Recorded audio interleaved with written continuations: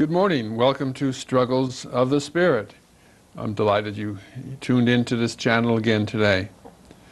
We're still looking at the year 2000 and thinking about life in different ways and trying to broaden our horizons. And along that way, we have a gentleman here who can help us broaden our horizons. He is the Reverend Father Dr. Luke Odor, and he's from the country of Nigeria. And he's now here in the Diocese of Burlington as a staff member at the Fletcher Healthcare. He's one of the permanent Roman Catholic priests on the staff.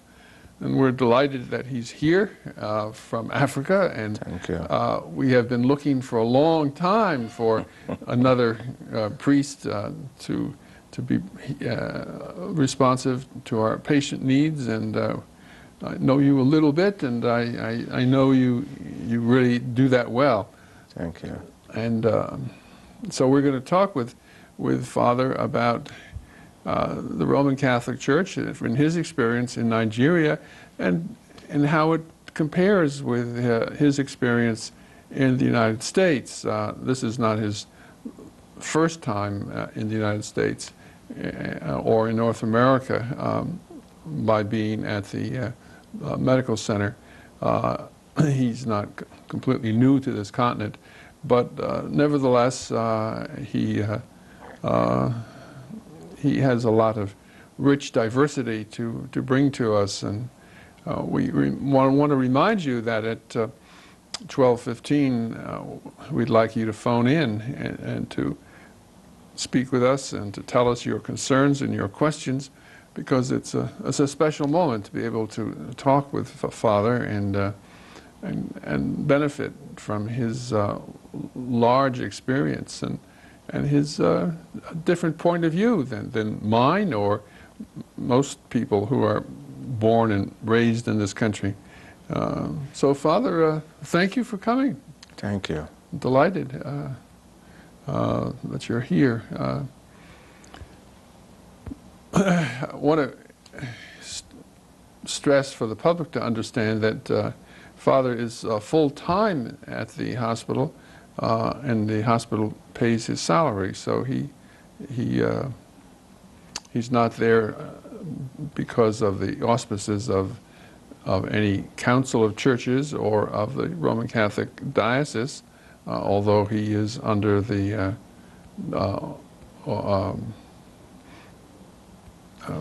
he's there with the enthusiastic permission of Bishop Angel, who is his ecclesiastical superior.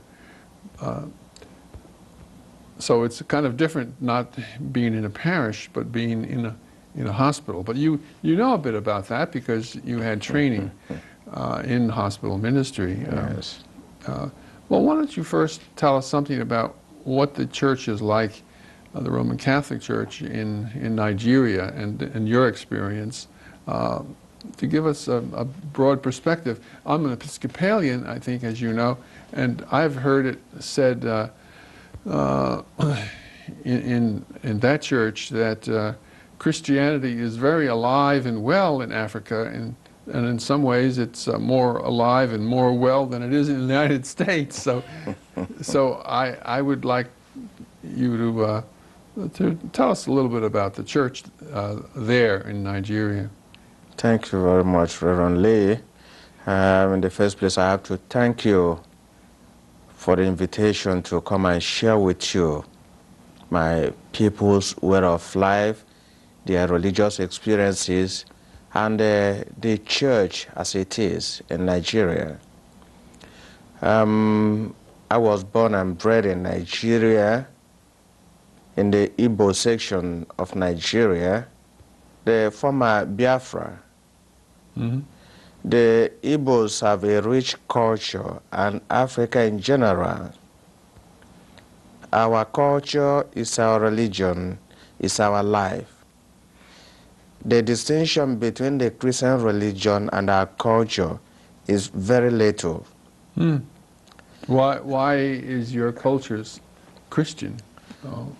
Well, our people seem to recognize God as the supreme God. So whatever, even in the name we give to our children, has some link with God, either in praise, in thanksgiving, an appeal, or something expressing God as it is. So there is that aura of God around us in whatever we do. The trees, leaves, have some connection with God. The water we drink has some connection with God. The land we stand on has some connection with God. So there is some form of respect. As you look at human beings, you see the God in them, and that brings the respect for one another. Families are not personal. One family has some connection with the other family. Children are not children of their direct parents, they belong to the community. That everyone has a share in the spiritual, moral, and physical upbringing of our children. And that builds both the religious and physical, moral development of our society. Now, in the United States, sometimes people will say that's true here too, but I don't think it's true the way it is in Nigeria. Can you emphasize that for people to see the difference? Give them some examples, maybe? For me, as a person, when I was born, before my birth, my parents, my mom prayed and prayed, my dad prayed for a male child. My mother had 2 girls before me. But the idea in Africa is that if you do not have a male child, your whole life is wasted. Oh. Because the girls marry, form their own family, and go away. Not that girls are nothing. They mean a lot. They have the same rights with men, but they marry and go out, establish their own families, we support them there. But if the family, the nuclear family, does not have a male issue, then the whole family property estate is lost to either an uncle or other relatives. The girls will not come back to claim their family property. We inherit Through the male. through the males, and they are the ones that stand in the name of the family. So when I was born, my parents gave me a name. My mother called me Uchechukwu. With my dad, they called me Chukwu Emeka, thanks be to God. The other name, Uchechukwu, God's will. My grandmother gave me a name, Ekeledre Chukwu, praise be to God. My uncle's wife gave me a name. So, name coming from everywhere to express, and all have some relationship with God. Thanks be to God. Look at my family name, Odor Emelam. Odor Emelam says, God, please, you have punished us enough. Whenever a child is born in this family, the child dies. Please, now that you have given us this very child, who was my father, please, let death not come again into this family. An appeal to whom? To God, the Almighty Father. So when the missionaries, Irish missionaries, initially it was Spanish missionaries. Spanish? Yes. But they did not understand the African culture. They were so proud, according to history, that their pride never gave them the opportunity to reach the roots, the ground, learning the culture of the people, their religion, their manner of eating, or other mannerisms. They stood up this way while the people were here. The people rejected them. But when the Irish missionaries came with the European government, then the Irish people came right down to the grassroots. They became one with the people. They learned their language, their culture. They ate their food, shared their food. The people embraced them and said, yes, these are our own people. They have God in them. So the Irish missionaries were much more, more identified with Nigerians than the Spanish. They did. They had that clear identity, and that brought the people to them, and conversion began to grow from the chiefs to the communities. They brought schools, they brought hospital sisters, the nuns came with schools for the young girls. The priests brought schools for boys. Hospitals grew for women maternities, and people found love and joy in these people who cared about them. That's wonderful. Yes. That's wonderful. So often religion doesn't demonstrate human love and compassion, but when it does, like in your country's example, it makes the heart glad. Yes, indeed. So you're an Irishman in some ways. Yes, by Adoption and by grace. adoption. By adoption, I am, but I'm first and foremost Catholic. Well, there's some Roman Catholics in Ireland too. Yes. Now, did you grow up in the city or in a small town? Or? I actually grew up in both ways. My father had a house in the city. We spent some time there and another in the community because my father happened to be a traditional ruler and a customary court chief. So the court is in the community, so he has to go there. Sometimes he will come back to the city. So that's the way we were moving. But generally, we had our home in the city called Aba, A-B-A. ABA. Yes. Now, did you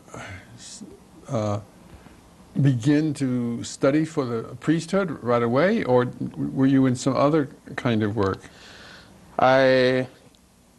My priesthood is a gift of God. From childhood, again, looking at the ministry of the priests at the time, how good they were to people. They were friendly with my family. My dad happened to be the parish chairman. So he will take us to visit the parish priest. And the parish priest will give us some, what you call cookies here now, or some sweets. And our dad will be watching us as we try to put our hand into the container. How many will we take? So the priest will say, no, leave them, leave them, leave them.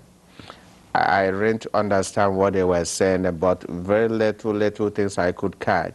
But my spirituality or my idea of the priesthood came from the morning masses, 5:30 a.m. morning mass.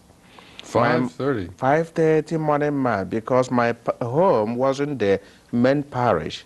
It's a mission church.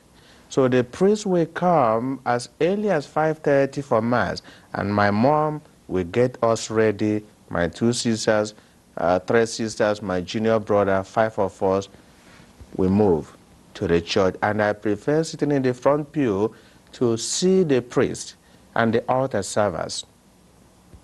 What got me into that mode was the Latin language, the Mass, the Latin mother tongue of the church, especially during consecration when the priest will sing, Per omnia saecula saeculorum. The church will resound, even though many did not know Latin nor understand it, but they were interested in the language. It has such aura around it. So from that consecration time, you see the way your head, the hairs of your head will stand on end. So I said to myself, I will one day do this and this man is doing. You felt the call. I felt the call, and I started from primary school to think towards that. I belong to the what we call St. Joseph's Boys. First Friday of the month, the girls will go to the parish and do their novena. As they are coming back, the boys will go in, we sleep in the parish church, confession and other religious practices Friday night. Early Saturday morning, we have our mass and we leave. But it wasn't the idea of just going to that place alone, but the spirituality. We go from sitting with the priest, talking with him, seeing the priest touch us, and the young boys sharing with one another. That gave me a lot of love for what I was planning to be in future, how to carry on what this priest was giving me at this time. So it carried me through as I was finishing my primary 6 in 1963. I said, no, it must be the seminary. My dad said, no, I want you to go to a federal high school. I think you can do engineering or law. I said, okay. For 2 years, I stayed home, taking entrances to federal college. None fell through. When I decided to take the seminary entrance, I passed 4 that year, and the seminary common entrance into the high school was the last one that came. So I said to my dad, this year, this is what the Lord has given to me. I have to go to the seminary. He said, no, I want you to go this way. I said, but Papa, I love the priest. You remember when you were taking me to places of interest, when there is a priestly ordination, you take me to the ordination, and you said to me, this is what I like. Look at this priest, he made it. So I love to be that. And he allowed me. I went to the junior seminary, did my 6 years there, and took London matriculation exams, London University exams in 1972. So from there, went into college and did my philosophy in Bigad Memorial Seminary, Enugu, Nigeria, 4-year philosophy training, pure philosophy. After that, I went in for another years of theology. So I was ordained in 1980. Was it difficult for your father then to accept you as a future priest, because you wouldn't be having children, you wouldn't be married, and how would the family line be carried on? Well, that's a good question. You know, in African culture, marriage is number 1. But with education and religion taking over, many people have begun to embrace this Catholic priesthood as something of honor, as a sacrifice, a great sacrifice to God, and they take pride in doing it. Today there is competition in Nigeria saying how many priests you have in your family, how many nuns you have in your family, and people take pride giving their children, young boys and girls are rushing in as if it is the best, and really it is the best vocation. Nigeria love their priests. The federal government love our priests. We work well with them. We are no spies. They know the priests are no spies. There are no threats to them. They respect priests, the clergymen and women. The policemen respect us. The army respect us. If we tell them something, they believe we have the truth. And we try to respect the integrity of the priesthood. So when my father, at some stages, he didn't want me to go, his mind was that I have to inherit the family.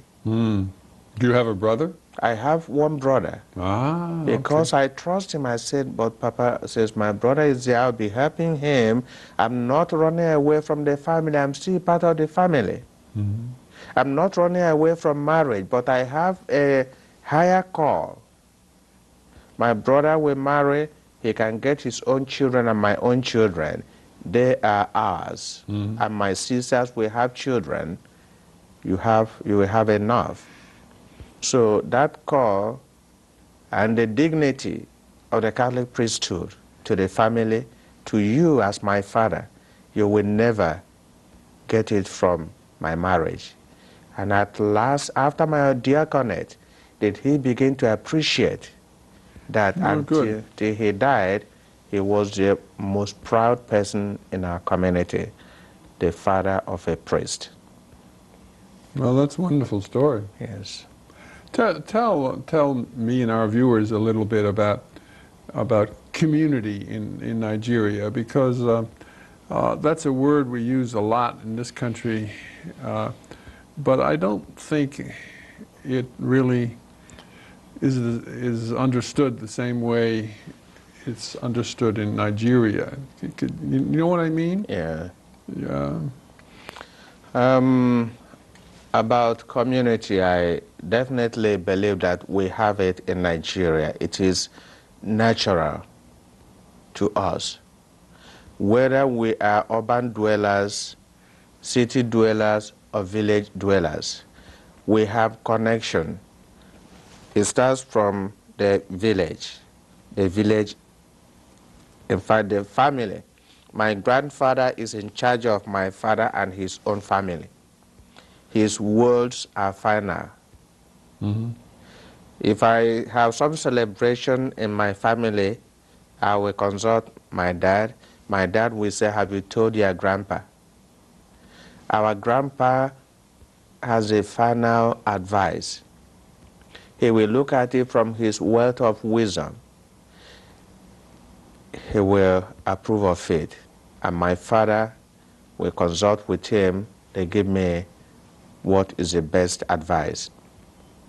And in most cases, if you move away from that advice, you will, on the long run, find that you have to go back to them to take theirs, not yours. Mm-hmm. In the community, moving away from my very nuclear family, there is a village head who coordinates the activities in the village. The women have their own village chief. Oh. The men have their own village chief. They hold meetings every 4 days. The women council, the men council. Men respect their women. If there is any conflict between a man and his wife and their two families cannot resolve it, brothers-in-law, mothers-in-law, fathers-in-law, if they cannot resolve it, the woman can report to the village chief for the women. Mm-hmm. The women officers will sit in council and take a decision. They look at the matter and make a decision. Could be they send people to visit the husband and talk about it. Then if the women cannot resolve it, they can decide to talk to the men. Then the men will call the man and look into the matter. So this level, they continue to go that way. But a matter about a community, simple community, the village council of men or women has a greater say, because as an individual, I belong to the community. I'm not alone. Mm-hmm. So does it affect the rearing of children or marriage? My brother married from a different county. I said to him, as it is our culture, did you look for somebody around our own area you can understand? He said, I need somebody who will love me, who can be with me. I said, okay. I didn't talk again. So the connection between his wife's home and my own home is that of one family. They cannot harm any member of my family. We cannot harm their own. We defend one another in everything. we care about one another, we support one another, no matter where they come from. Children born into a typical Igbo family, they belong to the community. The family first, myself, Odor, the child will take after our grandfather's name. No matter the lineage, third or fourth or fifth generation, that Odor name continues because this is our own immortality. This is our own insurance that the name continues. Yeah. So if you do not have somebody to take after you, your own line is closed. So we try to identify ourselves with our families and our communities. In the United States, that used to be an issue, but it isn't anymore. It seems, by and large, that your name continuing isn't important, or a male line isn't important. It's nice, but you know, it's nice if it doesn't snow too much. Yeah. I mean, it's not a major theme. Sure. I had a friend who, I don't know what country it was in Africa. She was a nurse and she worked in a village out in the bush, and she worked for a year or year and a half there. And she said she had never seen such community in her life. People supporting each other, caring for each other, loving each other. Her only complaint was she never had any time alone by herself. Good. That is the key to our community life. Even though we may be hungry, we may be poor, but we are never alone. That moral support is the key to our survival. You may be sick, you have no money to go to the hospital, but that somebody cares.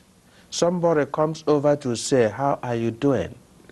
What is going on? No one's forgotten. No one is forgotten. Somebody thinks about you, whether you have children, whether you are married or not married, whether you have money or no money. There are people who will say, we care. Somebody can bring you food. He may not have, his own family may not have, but because they want you to be there for them, they care. The loss of a family member, a community member, is a great loss in the entire community. So we love to keep them as much as they can stay.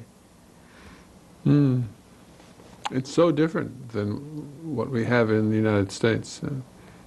I'm sure you've noticed the difference. I do. And in the legal system here, you know, America, as much as the larger cities or the affiliates of the United States government are concerned, the law here takes precedence, the legal system. The Constitution takes precedence. But in a typical African society, the Constitution does not govern the traditional law. The traditional law is number one, because the law of the land existed before the legal system. Divine law existed before the legal system. So they think of the divine law, they think of the traditional law. For instance, in marriage, our people marry according to traditional way, according to law and custom, before they think of the church law or the national law or whatever. So if you do not have any legal standing in the traditional system, that of course has no effect on you. Our legal system goes back to ask, are you traditionally married? If you are married. If you do not have the consent of your family, of the community, and no one approved of your marriage with someone in town, your marriage may have legal standing with the court, but at home, you are not married. That's interesting. The community will not welcome you as a son-in-law because you have no traditional legal binding with the community. So those things, traditional In law. my work in hospitals all my life, where I have spent most of my ministry, I noticed some groups like people from China. They had community somewhat, in some ways, like what you have experienced. If someone needed care at home, if there was no one immediately available, some member of the family would just volunteer. And they would say, I'll take care of that person. Exactly. And if they had been earning money and they needed money, the rest of the family would share their money so that this could happen. Yes. It's so different than what is the normal American way.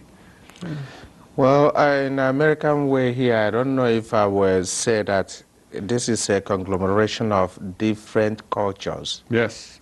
Yes. How do you trust somebody there? How do you trust that person? So within the Irish community, they have something that they keep of their old custom, which no one can take away from them. The Polish community has their own cultural way of keeping their identity. But on the outside, everyone is free. It's just go your way, go your way, go your way. But internally, those who belong, belong.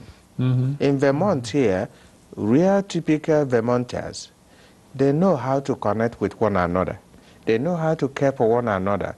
But when they come outside that their nuclear group, then they are in the open market like every other person. I don't care, I don't care, I don't care.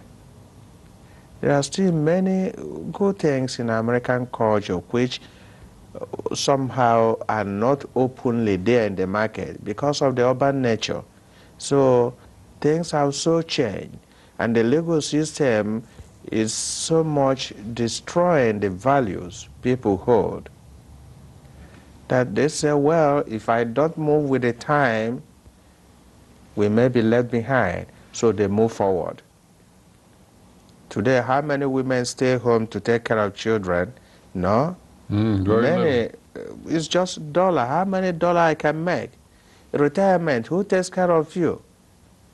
If the government were to say, or communities, elderly will take care of you, and children remember to respect their grandparents and parents, remember them and care for them, or take them in when they are old and incapacitated, then the culture will come back. They know the culture is there, but it's just, I want to be free.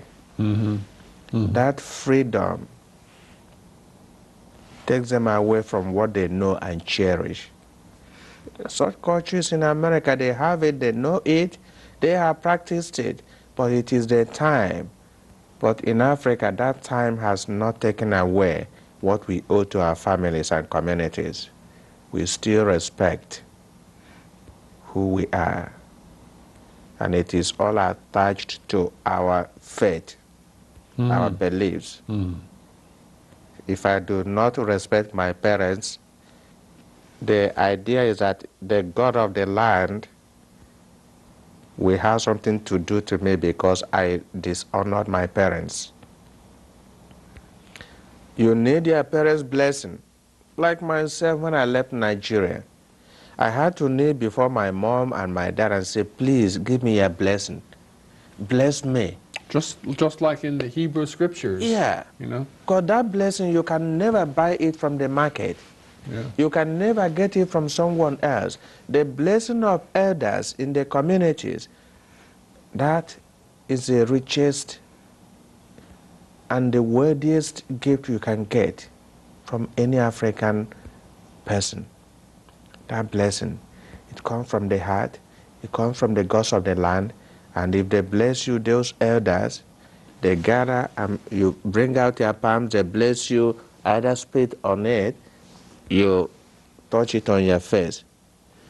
You have the richest gift. And the connection will continue to be. We have a rich culture, which we as theologians are still exploring. Unfortunately, in Africa, we are not good at documenting things. We believe in oral tradition. Documentation in America is every day. But we don't have that luxury. We believe in talk to me, tell me. We memorize, we hand over. But if we all die, what happens? Here now in America, you have television, you have notes. Even a little advice you give to a child, you have it written. The child will write it down. Daddy, mommy said this to me. I don't even have a note of what my dad told me. But I remember that he was calling me to come and write down things because someday I may not see him. I thought he was joking. I was always saying, Papa, I will come. Papa, I'm busy in the parish. Papa, I will come this Saturday. The days I come with either someone, a member of my parish, and he will not have that privacy with me. He said, no, I told you to come alone and you sleep over here. Let me tell you things about the family. When I came out here, I live forever to regret that thing. That's my mistake. There were things he would have told me which he never told me and never gave it to any other person to tell me. So I have that guilt, but I have prayed for it. I know I owe him that, but he forgave me. I'm not sure our viewers understand oral tradition. I know what you mean, but you want to say a little bit about that? Well, oral tradition as it is in African context, in Nigerian context, is that the elders, sometimes they invite the younger men to come to village meetings. Our grandparents or the village heads discuss the history of the family, the history of the village. They talk about marriage. They talk about upbringing of children. They talk about maintenance of the community property, like we owe things in common.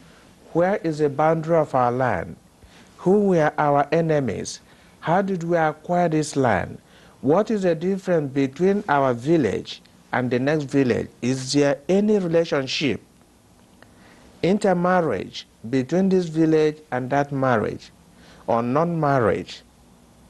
What is abomination? They explain these things.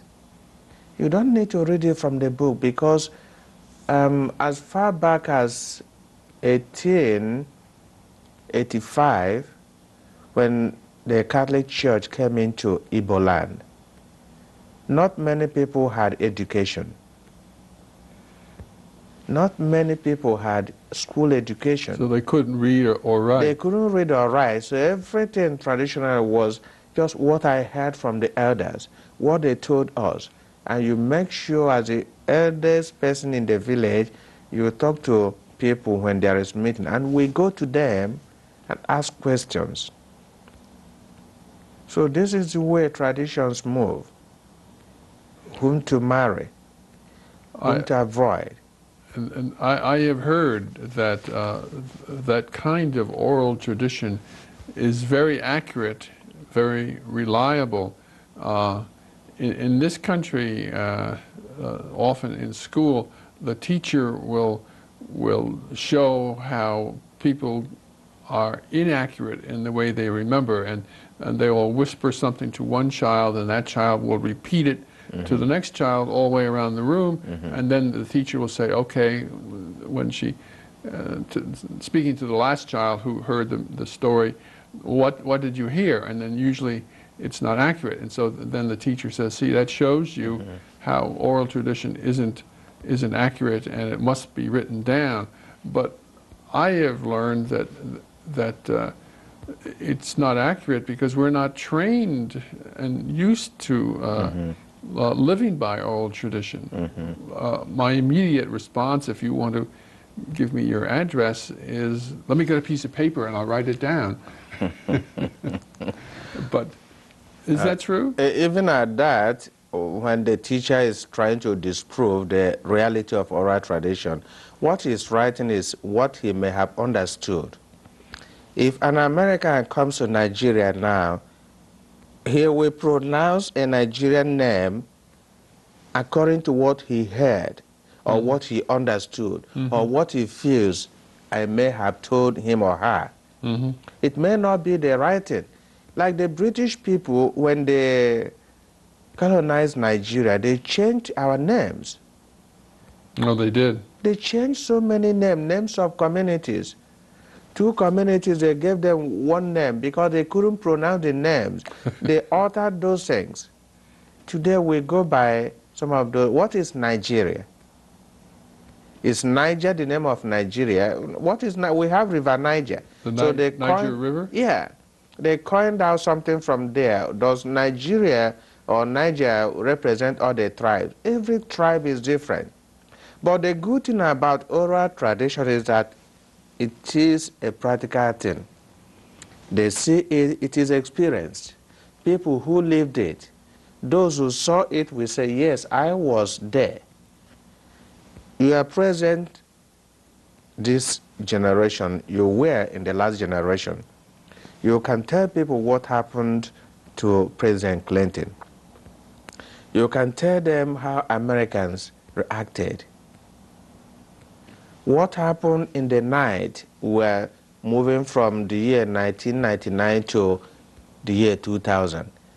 If you can tell people that, at least hold on to one thing, that the world did not destroy itself that day. You tell it to somebody, many people who survived the year 1999 will tell others. So there must be a type of agreement between what you said and another. When that is tested, others will continue to say it. In the year 1948, there was an eclipse in Nigeria. People have never forgotten it. Eclipse of the sun? Yeah. In Nigeria, they say, Obochi Chijiri Noria. That market day, they have it, that eclipse of the sun happened on a market day called Oria. And if you were born on that day, that's your birthday. There's no other identity. It was not written down because names, birthdays are not written in Nigeria as commonly as they are in this country. But you use historical markers, dates, events, trees or something in the area within the time frame to mark something. So oral tradition is something that has been tested from one generation to the other. It's not just that people are telling fake stories. There are people who witness these realities that they happen if you go contrary to it. Like now, I cannot marry my cousin. I cannot marry my nephew. I cannot make love with any girl born in my community. If I'm from South Burlington Village, we believe that we have a common ancestor, and therefore, if I make love or even sit with this girl, I have offended the gods of the land, and I have to be ostracized. I have to placate the land. I have to perform the rites recommended by the head of the community, the traditional ruler, who intercedes for you with the gods of the land. No religion can take you away from that. No Christianity can take you away from that because you have offended the gods of the land. And there are signs to prove that. You may begin to see signs coming. And when they continue to come in a very abnormal way, the tendency is that the elders may be notified. They come, they witness that, they begin to sit in consultation. What will be the cause of this? This is unusual. Why are these reptiles or birds singing in this form, or things happening to you as a person in this form? Then they can consult the gods, the oracles. Because there are still traditional worshippers. But some Christians are overlooking that. And again, they try to avoid those things. Because if you take it for granted, you are really in a big trouble. No Christianity can destroy our affinity with the gods. It is very important. So you keep away from anything that will dent your faith. While you still hold onto your Christian faith, yes, no evil power can do anything to me, but don't give it the opportunity. That's the way the Christian faith is modeled. Keep away from what you have vowed never to be. If you run away from traditional religion, never you go there to play with them, otherwise you can be forced to accept it. So now tell us about how you see the church in this country. Well, you know, America has grown and grown and grown. People are saying, we don't have vocation, we don't have vocation. They may have reached their platonic height. This is possible. Nigeria is only how many years old? We got our independence in 1960. The booming vocation started as far back as 1970, 71, 72, because the missionaries in Nigeria, most of them left after the Civil War. The federal government sent them home, suspecting that they prolonged the Civil War. Those in the Igbo land were asked to leave, but those missionaries in other parts of Nigeria stayed because they helped Nigeria too. But those in Biafra, they asked them to leave. And these were mainly the Irish great missionaries, nuns and priests. They asked them to leave, even the bishops. But we still have such a great affinity with them. They visit us when we have big celebrations. They come to Nigeria. They are still our friends, our brothers and sisters. Then, when they left, we began to train our own African priests. Vocation boom began to come because the first idea was that it was a white thing. Only the white can do it. And we were told they were castrated. They didn't have anything to do with women. So Africans were afraid. They said, no, my child cannot go there. He will not come home. We were also told that a priest does not visit his family. Once you're a priest, you are gone forever. My. You have no connection with your family again. They so terrified our people with such myths. So our people said, no, anything that will separate us from our children, they are not going there. So when the white missionaries left, the eyes of our people opened. They began to see that a black person can be a priest. A black person can say the same language. A black person can live in the parish house and do those things and just can visit families. So people began to let their children go. And as we began to get our own priests, who could do the same thing the white people were doing, could visit home, could tolerate brothers and sisters coming to see him in the parish, and I said, oh, this is good. So families, you know, when you get one priest, it's just the honor of the whole community. Our people began to take pride in doing that. And today you have this vocation flourishing everywhere, boys and girls. There is competition. how many sisters do you have in your community, how many Reverend Fathers you have, how many Reverend Brothers. So that eye-opener, that a priest is one taken from his people. Doesn't have to be white. He doesn't have to be white. He doesn't have to be somebody ostracized. He doesn't have to be somebody who is castrated. He's a human being who is taking a vow. Our traditional